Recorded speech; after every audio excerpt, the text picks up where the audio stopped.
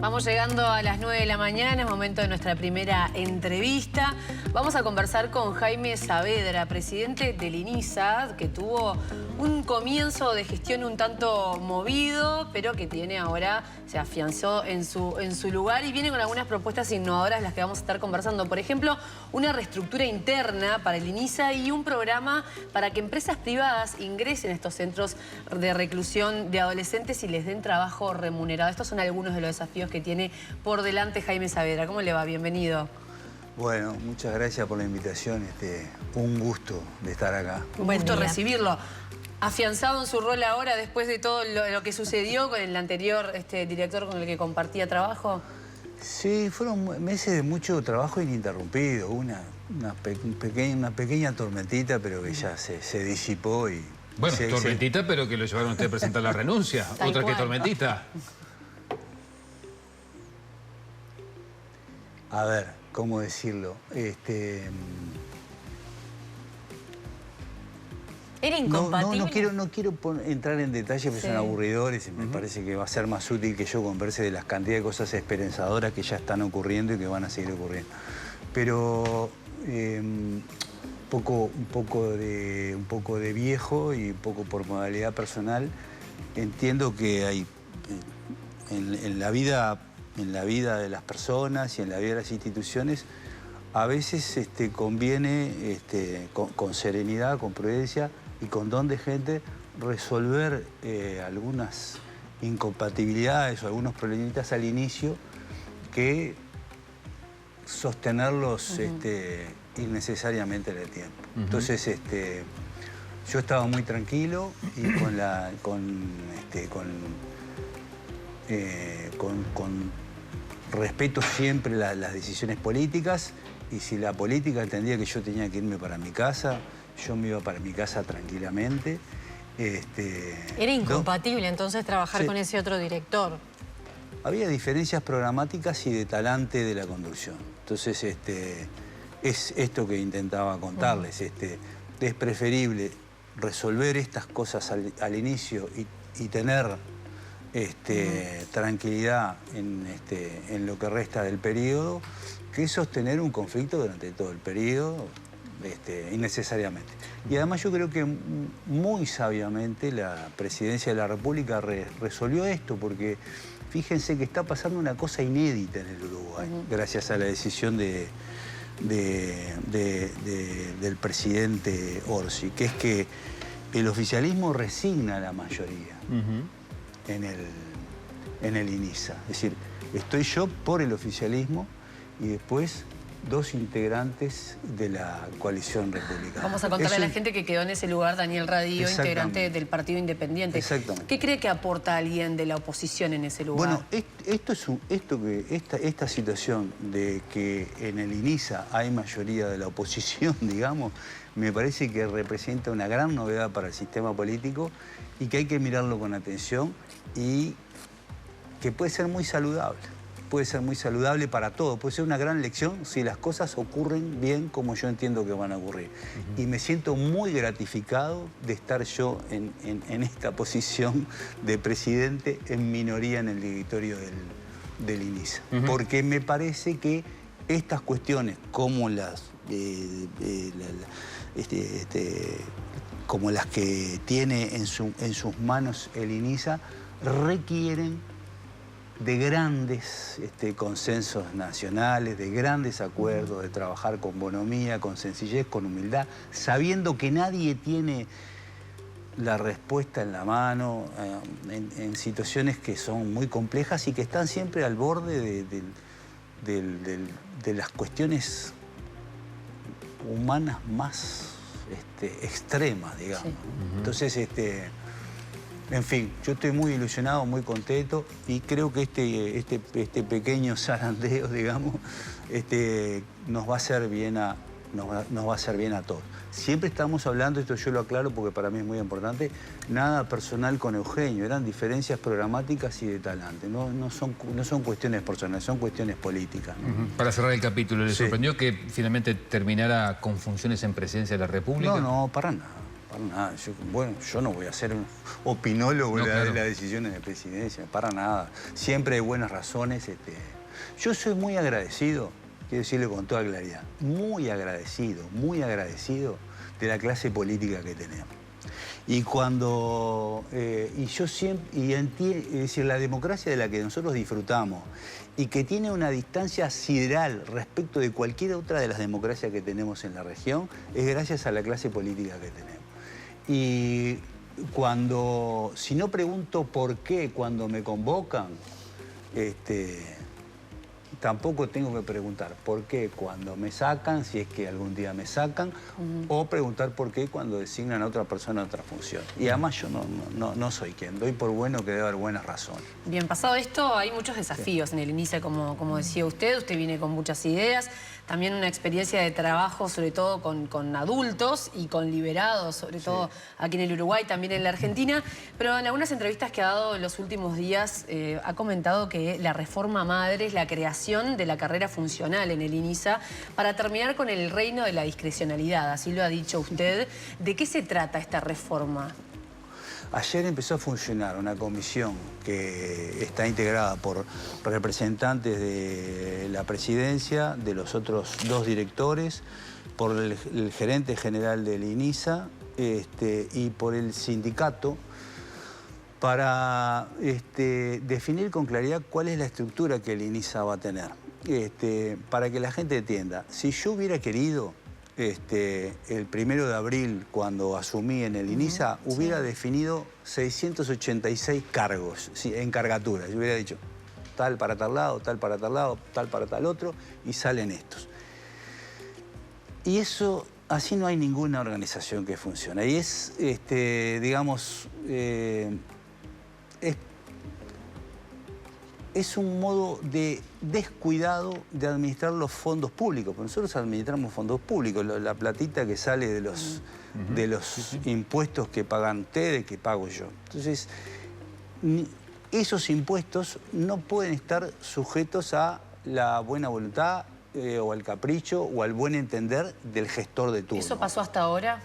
Pasa en el INISA y pasa en otros sectores del Estado uruguayo. Entonces nosotros tenemos que definir cuál es la función, cuál es el propósito del INISA, qué organización necesitamos, qué cargos necesitamos, qué tareas se requieren hacer y cuáles son los méritos que los funcionarios y las funcionarias tienen que adquirir para acceder a esos cargos previstos. O sea que los ascensos van a modificarse, dice. Exactamente, que definida esa estructura, luego todo se concursará. Y mientras tanto también, salvo los casos excepcionales, porque este es un auto que se arregla mientras se está en marcha. Voy a poner un ejemplo. ¿Estuvo de acuerdo? ¿Con esto el sindicato estuvo de acuerdo? 5 minutos me llevó a conversar esto con el sindicato, antes de asumir. Yo me reuní, yo tengo una relación extraordinaria con el sindicato, extraordinaria la relación. Y jamás de los jamases recibí una llamada, ni yo lo hubiera permitido, con ningún tipo de sugerencia siquiera para nada. Y en 5 minutos nos pusimos de acuerdo, antes de que yo asumiera, de que esto iba a ser así. Y vamos a ir por esto. Y en este camino es una apuesta tan grande que hemos recibido rápidamente colaboraciones ilustres, ¿no? Porque nos va a acompañar en todo este proceso que comenzó ayer, repito, ya comenzó, Conrado Ramos, que es un especialista, iba a trabajar honorariamente con nosotros, ya tuvimos una reunión con él. Mario Castro, que fue presidente del Banco de Seguro del Estado, que empezó en el Banco de Seguro del Estado hace algunos años un trabajo similar a este que estoy contando ahora. Y vamos a tener, naturalmente, yo ya tuve una conversación con él por invitación de él, con el director de la Oficina de Servicio Civil, Sergio Pérez, que también se ofreció a trabajar él y su equipo acompañándonos en este proceso, que va a ser muy bueno, repito, no solo para el INISA, sino para otros, para el Estado en general. Porque si las cosas salen bien, como nosotros creemos que van a salir bien y rápidamente, podemos ser como un faro que digamos, entusiasme a otros, ¿no? Porque esto de la discrecionalidad es una gran trampa para el Estado uruguayo. Y es una gran trampa para los gestores, porque si yo asumo como asumí en INISA y tengo 686 cargos para definir, si no tengo trabajo sobre mí mismo y sobre mi alma y sobre mi corazón, es una tentación de poder tremenda, pero es una gigantesca trampa. Es una gigantesca trampa. Es una ilusión de poder. Es una trampa que después afecta el propósito de la organización, porque yo no pongo en la gerencia a quien se merece, sino al que me cae bien a mí, o todos motivos que pueden ser legítimos, no que sean espurios, pero no son los que corresponden a una organización.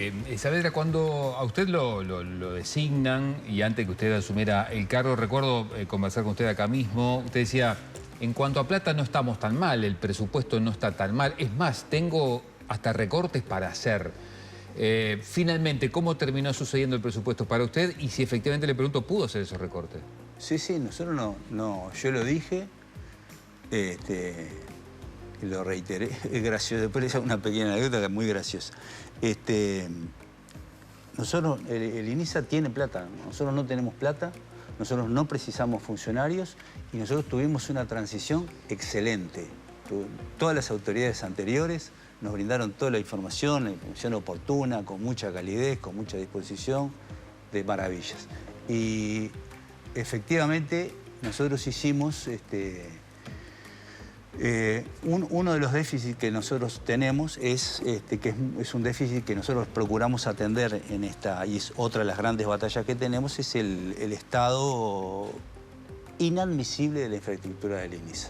Nosotros tenemos centros de detención que están muy mal. Y hay gurises y gurisas que viven en condiciones inaceptables y trabajadores y trabajadoras que tienen un trabajo muy difícil, que trabajan en condiciones inaceptables y que nosotros normalizamos. ¿Qué vemos si lo recorremos? ¿Con qué nos encontramos si lo recorremos?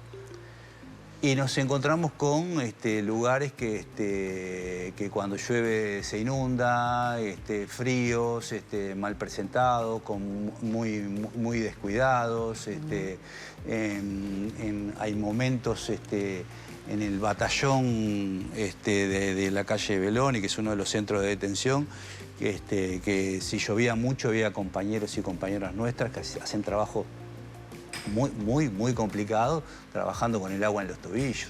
En la sede donde yo tengo, acá donde yo trabajo, en el subsuelo, los días que llueve se inunda y hay un olor.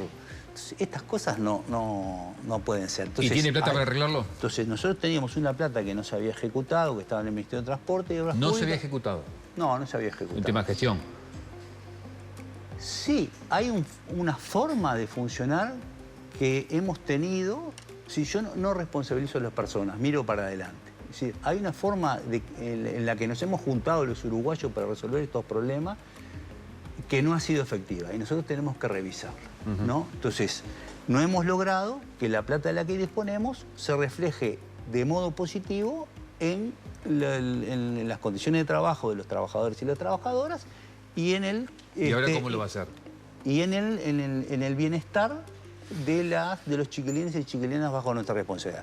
Y nosotros ahora cambiamos la modalidad, porque nosotros recuperamos esta plata que está en el Ministerio de Transporte y Obras Públicas, que son cerca de 80 millones de pesos, casi 2 millones de dólares, más una serie de recortes que mandamos a hacer en el INISA de cosas que se estaban gastando, que ahora le vamos a dar otro destino, que son... ¿Por ejemplo?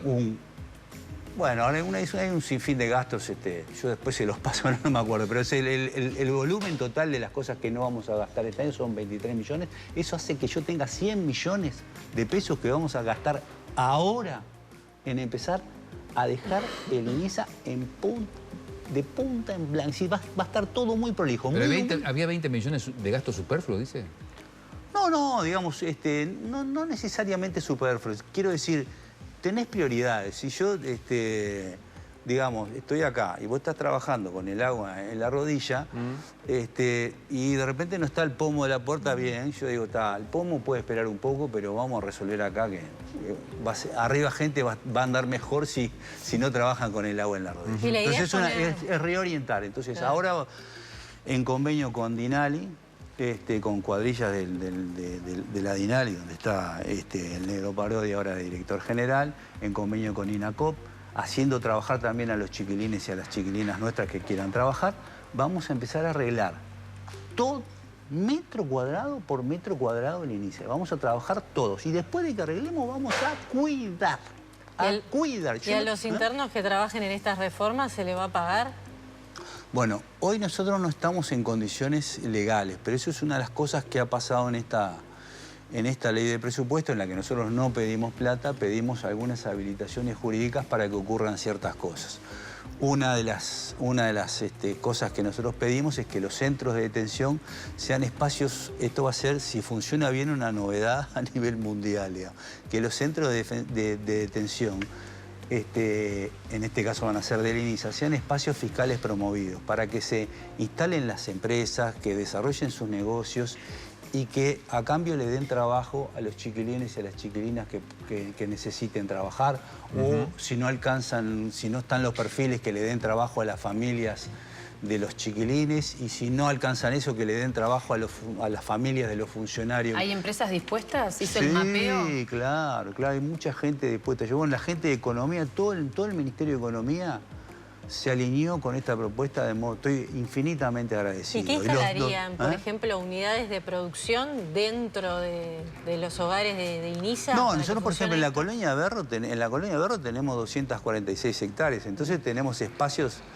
suficientes como para que la gente, los empresarios que quieran apostar por esta causa que tiene tanta nobleza por detrás, se puedan instalar ahí y a cambio tengan los beneficios fiscales. Como pasa, yo hace años que vengo embromando con esto, yo le llamaba la zona franca del pobrerío. ¿Cómo puede ser que el Uruguay apueste promueva las inversiones y dé beneficios fiscales a muchos empresarios y empresarias, pero nunca llega a esta política, que es una política muy buena y que ha dado muchos resultados, a los sectores con los que yo trabajo? Saavedra, me detengo brevemente en una cosita que usted mencionaba y además hizo énfasis en el cuidar, porque en el imaginario de la gente es arreglan y después los propios internos terminan rompiendo o las habitaciones, las celdas o los diferentes espacios en las instituciones del INISA.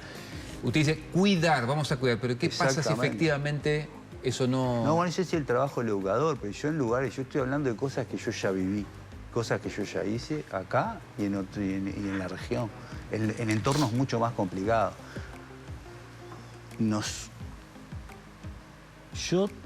Vamos a arreglar esto con plata de los uruguayos. Y después vamos a cuidar como hago yo en mi casa. Y esto se puede y lo entiende cualquiera. ¿No? En mi casa, si mis hijos empezaban a saltar en el sillón nuevo que habíamos comprado con el trabajo de mi señora después que venía a jugar al fútbol, le decíamos, no, acá en el sillón nuevo no saltá. Tan sencillo, cualquiera lo entiende eso. Esa cosa tan básica es el trabajo del educador. Y eso se puede hacer y eso es lo que vamos a hacer. Lo vamos a hacer con la participación de todos. Y todos vamos a ser responsables de que eso sea así y rápidamente, además. ¿Y qué pasa si hay un incumplimiento de eso? Y bueno, pasa lo que siempre pasa cuando uno educa. Vos me marcás ciertas reglas y si te apartás de esas reglas hay ciertas consecuencias. Pero no porque estés privado de libertad, porque así es la vida. Si vos no venís a trabajar hoy, no venís a trabajar mañana, no venís a trabajar una semana, acá en el canal te sacan de los pelitos y dicen, no, mire, le pagamos para que usted venga a trabajar. O si viene ella y agarra la computadora y empieza a romperla, dice, no, una vez se te cayó, está, pero si me la rompiste 3 veces no dura. Así es la vida, así es la vida. Y así va a ser también con los gurises y las gurisas que están bajo nuestra responsabilidad. Con este agregado que no hay que olvidar, que yo siempre digo, y se los digo a ellos y a ellas, no estás acá de casualidad, estás porque hiciste mal. Y acá la primera gran tarea que nosotros tenemos es que la gurizada se porte bien y que deje el mundo del delito. ¿Y todos que los deje el mundo del delito. Y adolescentes? esto es importante porque no hay que hay que tomarse con la debida seriedad esto, porque nosotros tenemos un grupo muy importante de gurises que han hecho algunas macanas que, bueno, las revisamos, han hecho macanas, han jorobado a la gente, y eso está mal. Y tenemos otro grupo de gente que ha hecho daño irreparable, han arruinado la vida de familia. No podemos trivializar eso. Nuestro corazón está del lado de las víctimas. Y toda esta gurizada, toda, se tiene que portar bien. Para eso los educadores tenemos que dar el ejemplo y en la cancha defender estos valores.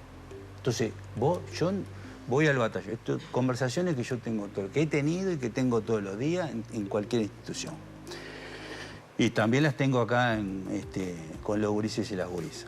Yo no tengo ningún problema si vos querés, tenés una televisión rota y estás mirando tele incómodo en un banco de hormigón. Yo no tengo ningún problema en ponerte una televisión un poquito mejor, ponemos un silloncito, mejoramos esto.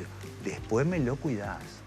Después me lo cuidás. Y cuando vos salgas de acá, si lamentablemente viene otro chiquilín que bandidió, también vas a ver que tiene que cuidar. Y vamos a cuidar todo. Y esto es posible, pero hay que estar ahí en el terreno dando la lucha. Saavedra, usted tocó recién un tema de la diversidad de casos, ejemplos que hay dentro del INISA, ¿no? Sí. No es lo mismo, usted decía, alguien que arruinó la vida de una familia o un chiquilín que, bueno, cometió una macana, así lo llamaba usted. Ha insistido con las medidas alternativas, y eso parece que es una idea también de este gobierno en lo que tiene que ver con los sistemas de reclusión. ¿Usted qué piensa sobre esto y cómo podrían aplicarse, aumentar las medidas alternativas? Pero mirá esto es una cosa poco conocida, que yo no paro de contarla, muy virtuosa en la que está el país. Uruguay, desde el 2014 a la fecha, está con distintas administraciones, ha reducido notoriamente la privación de libertad en adolescentes y ha aumentado las medidas alternativas. Uruguay tiene 350 chiquilines en privación de libertad y un poquito más de 400 en medidas alternativas. ¿Qué es lo que hay que hacer? En silencio lo hizo Uruguay. En silencio. ¿Se puede aumentar eso? Bueno, hay otro tema que es muy interesante que tiene Uruguay. Por eso yo digo, es la primera vez, estando acá, conociendo el INISA y conociendo esta realidad, es la primera vez que veo la luz en el fondo del túnel. O sea que los que quedan con privación de libertad son, digamos, los que cometen delitos más graves o los más peligrosos. No, bueno, son los delitos, los que definen la privación de libertad o las medidas alternativas es la justicia. Pero iba a decirte esto. Uruguay tiene jueces especializados en adolescencia que son extraordinarios. Es decir, jueces que conocen a los chiquilines, que conocen a sus familias, que recorren los centros, que llaman a los estrados, a los chiquilines y los rezongan, que nos rezongan a nosotros cuando hacemos las cosas. Bueno, no siempre, ¿no? Han sido sancionados por la Suprema Corte de Justicia también, ¿no? Como el caso del Pelón, este hombre que ahora tiene 32 años, que como adolescente cometió 3 crímenes y en uno de ellos la justicia lo dejó libre con anticipación, salió y creo que a los 2 días mató a otra persona. No, eso es, bueno, el caso del Pelón, que refiere a 2014, estamos hablando de 10 años atrás, estamos en el 2025 con estos 2 jueces especializados en adolescencia que son extraordinarios, que era lo que te estaba contando. No es exactamente como tú lo decís ahora, hay no hubo ningún apartamiento de la justicia, pero no lo quiero discutir ahora. Y eso modificó ese caso desgraciado modificó algunas cuestiones que nos hicieron bien a todos como sociedad. Pero lo que yo te quiero decir es que nosotros tenemos en la justicia estos jueces, esta justicia penal que acompaña, que rezonga, que orienta y que nos ha conducido a estos territorios, digamos, que en principio son los que el estado de cosas nos aconseja, que es tratar de reducir la privación de libertad a la mínima expresión, porque la privación de libertad es un bicho complicado, y ir a las medidas alternativas. Pero además con resultados extraordinarios, porque nosotros estamos hablando ahora en el INISA de un 33% de reincidencia. cuando vos, por ejemplo, en adulto estás 70, con... 75. ¿No? Entonces esto es un fenómeno bien interesante. Bien, ¿no? Saavedra, tenemos que ir cerrando, pero yo le Sí. quiero preguntar por una cifra, número más, número menos. Usted tiene el 40% aproximadamente de las personas que están en el INISA cometieron el delito, digamos, siendo menores de edad y ahora son ya mayores. Sí. ¿Cuánto le complica eso a usted el trabajo y qué piensa hacer con ellos? Nosotros ahora estamos elaborando un par de sugerencias para algunas modificaciones que a nosotros creemos que le van a hacer bien a la sociedad. Nosotros, la primera de ellas es, algunos, como vos decías, el 40% son mayores de edad, ¿no? Pero en función del aumento de la pena de la LUC, hay algunos gurises o gurisas que están en el INISA hoy, que van a estar en el INISA con 27 años. Esto es un despropósito. ¿Y entonces qué va a sugerir? Entonces a nosotros nos parece que hay que buscar alternativas para que, en el caso de que las penas no se reduzcan, que es una discusión que no nos corresponde a nosotros, digamos que corresponde al Parlamento, que encontrar otra institucionalidad que atienda este tipo de casos. O no hace mucho tiempo, el caso de un hombre ya de 24 o 25 años que cayó en prisión, pero como el delito había sido, le descubrieron el delito que lo había cometido como menor, va a parar a los 24 o 25 años al INISA conviviendo con chiquilines de 16. Como un organismo independiente, digamos, no del INR, no de cárceles, ni tampoco del INISA. Término medio. Exactamente. Estamos elaborando una propuesta. O sea, que los mayores no convivan con los menores de edad. Claro, eso lo entiende cualquiera. Yo no puedo tener, yo tengo chiquilines de repente a partir de los 15 años. No puedo tener uno de 15 con uno de 25. Pero para eso precisa un establecimiento. Claro, hay que resolver una cantidad de cuestiones. ¿Cuándo se podría concretar eso? Bueno, nosotros tenemos la ilusión de que en diciembre podemos estar sugiriendo alguna propuesta en este sentido para que sea discutida. No nos corresponde a nosotros, digamos. La idea nuestra es, esto se aparta de modo claro del elemental sentido común, resolvámoslo. Bien. Veremos entonces cómo avanza esa propuesta y todos estos desafíos. Jaime Saavedra, presidente del INISA, gracias por la visita. Un placer, un gusto estar acá. Muchas gracias a suerte en la ustedes. gestión.